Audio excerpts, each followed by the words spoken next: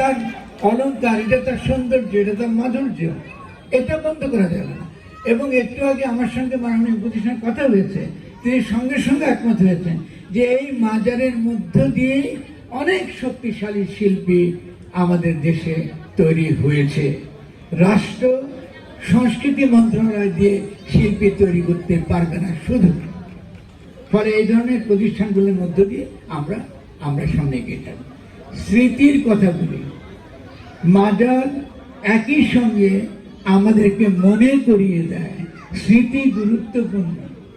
আমরা যখন এই স্মৃতিতে আসি, একজন নামের উসিলায় একত্রিত হই, তার স্মৃতিকে কেন্দ্র করে আমরা এখানে আসি। মানুষটা নাই, কিন্তু মানুষটার স্মৃতি আছে। সেটা কি? তার আমল, তার কাজ, তিনি যে মহৎ কাজ করেছেন তার জনগোষ্ঠীর জন্য, সে মহত্বের কাজ। মানুষ নশ্বর, মৃত্যুকে সে কখনোই এড়াতে পারে না, সে মরবেই। কিন্তু সে যেটা রেখে যায় সেটা হচ্ছে আমল। মাজার যেটা শিখায় যে তোমার জীবন তুচ্ছ, তোমার আমল সবার আগে। তুমি যদি আমল করো, তোমার সে আমলের দ্বারা যদি তোমার কমিউনিটি উপকৃত হয়, তোমার আমলের দ্বারা যদি জনগোষ্ঠী উপকৃত হয়, তারা তোমাকে অমর করে রাখবে। শাহালি নাই, কিন্তু শাহালি আছে।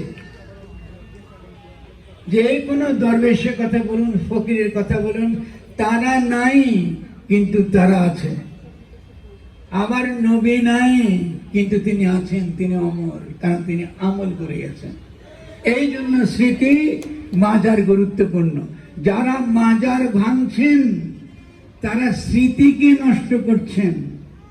যারা মাজার ভাঙছেন তারা মহৎ মানুষের আমলের যে স্মৃতি, এটাকে ধ্বংস করছেন।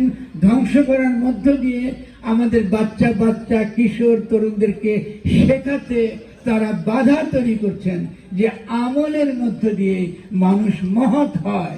তোমার টাকা পয়সা খ্যাতি কোনো কামে লাগবে না যদি তুমি তোমার জনগোষ্ঠীর জন্য ভালো কিছু কাজ করো, তার জন্য ভালো কিছু কথা বলো, তার জন্য কিছু প্রেমের কথা বলো। তোমার কণ্ঠস্বর দিয়ে যদি আশেকানির ভাষা